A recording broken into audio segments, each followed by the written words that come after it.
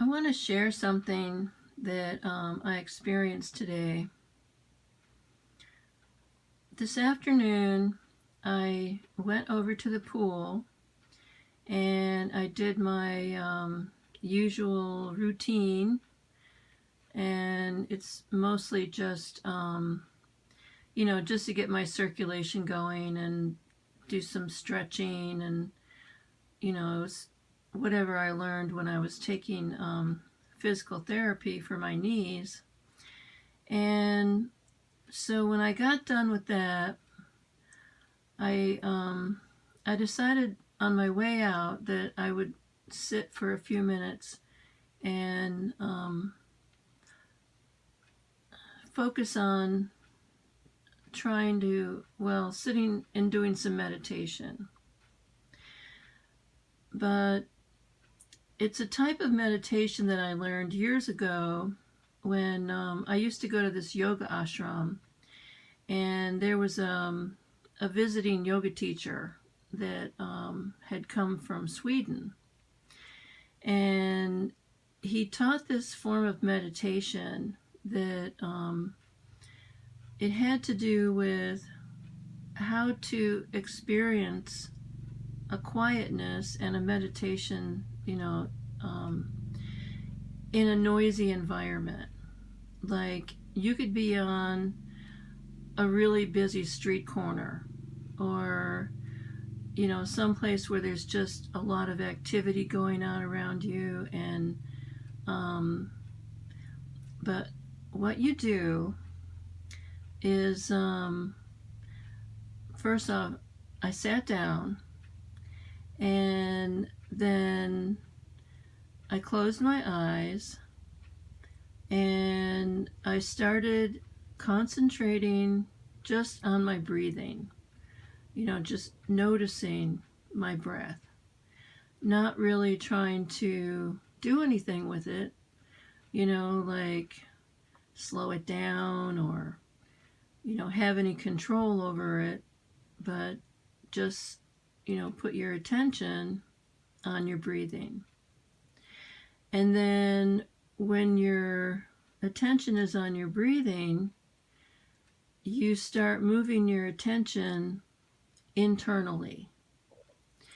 And one of the things that it seems like we never take the time to experience is to be in our body.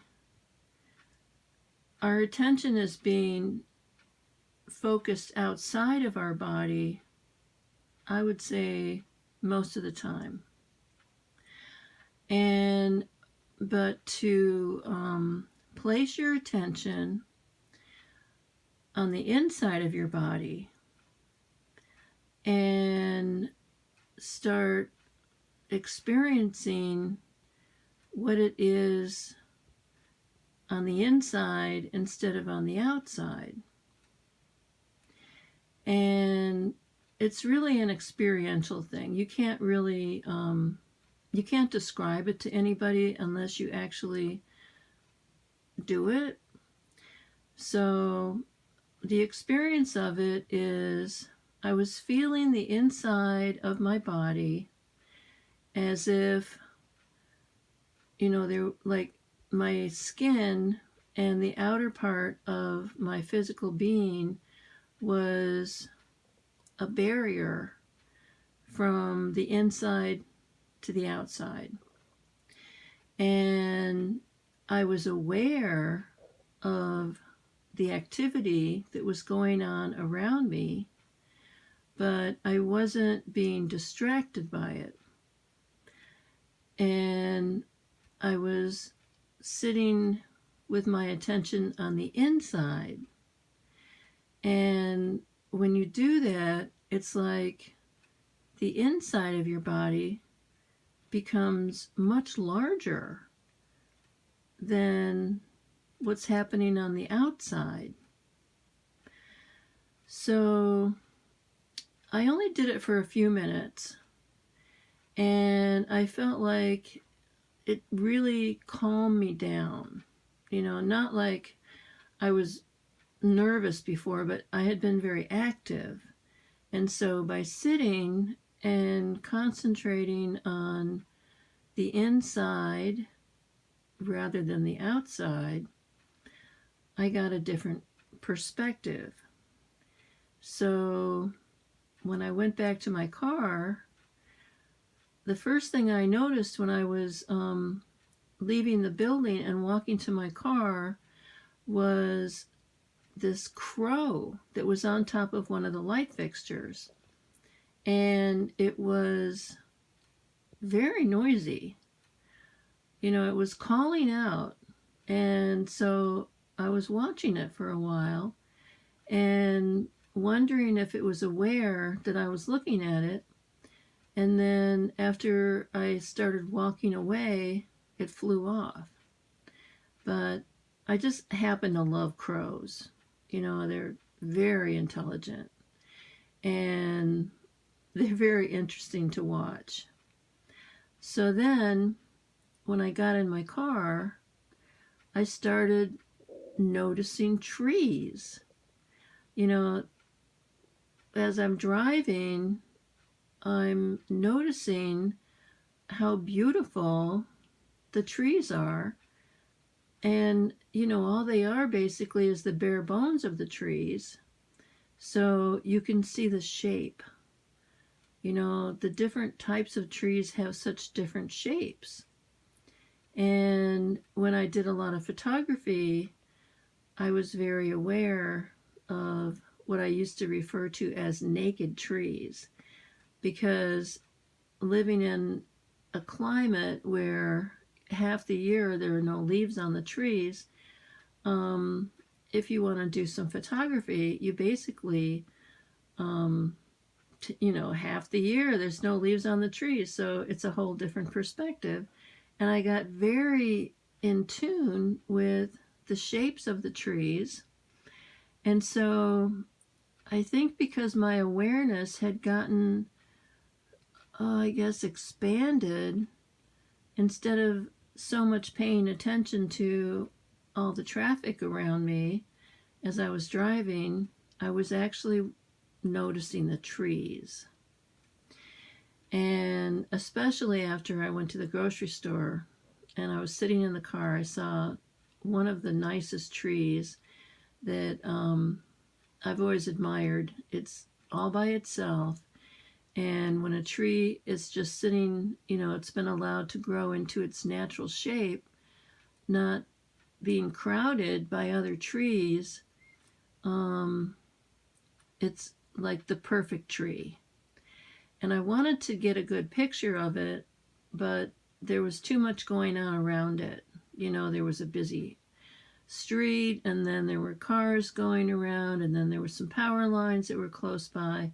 And I thought, you know, I can't really get a really good picture of this tree. So I will just, you know, continue on and just keep the image of the tree, you know, in my mind. So then, as I was driving back home again, I was reminded of, I don't know if you ever heard of Thich Nhat Hanh. He was a Buddhist monk who was helping with the Paris peace talks during the Vietnam War. And he practiced mindfulness meditation. And he's a very, very gentle person. And I have several different recordings of him talking about mindfulness meditation. And one of the first books I ever got about meditation was called Mindfulness, or something, I can't remember, there was more to it, like The Miracle of Mindfulness or something like that. And I always thought meditation was something difficult. But the only difficult part about meditation is that it's the the planning of wanting to do it. The actual doing of meditation is, well, I have to say that, from being a meditator, that every meditation you do has a different quality to it. No two meditations are exactly the same. And you can't really anticipate if you're going to have a deep meditation or, a distracted meditation.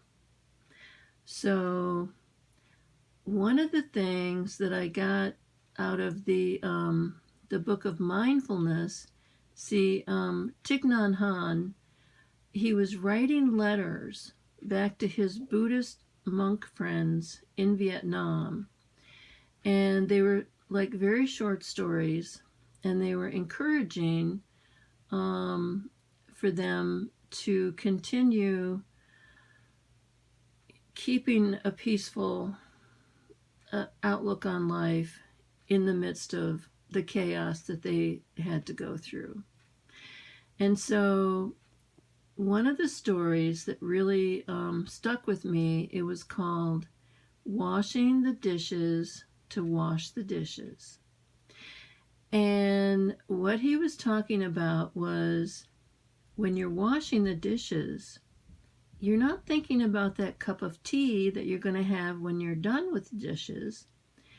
You're just noticing the soapy water and the motions that you go through to wash the dishes, and it's sort of like be here now. So you're in the present moment and you're paying attention to the thing that you're doing, and you're not in the future, because so much of the time we're in the future. So I took that practice and turned it into driving my car to drive my car. And I was driving this old Toyota that didn't have a working radio, so I had no distractions. And when I would be driving to work, I would drive my car to drive my car, because I would notice that when I would get in the car, I would already be planning, like, my destination, when I get there, how I'm going to get there, and the whole thing about the driving. But if you change it to driving your car to drive your car, all you're doing is you're driving, and you're not thinking about the destination or the other drivers that are, acting crazy around you. You're just driving. And with having that kind of a practice, what happened to me is that I started expanding my perception so that I would start noticing the clouds. I would start noticing the houses that I was driving by. And eventually, sometimes, my perception would even go into the backyards. And so I started thinking, well, look at all this stuff that I just wasn't even noticing before. So slowing your life down and just living in the present moment is a good way to be.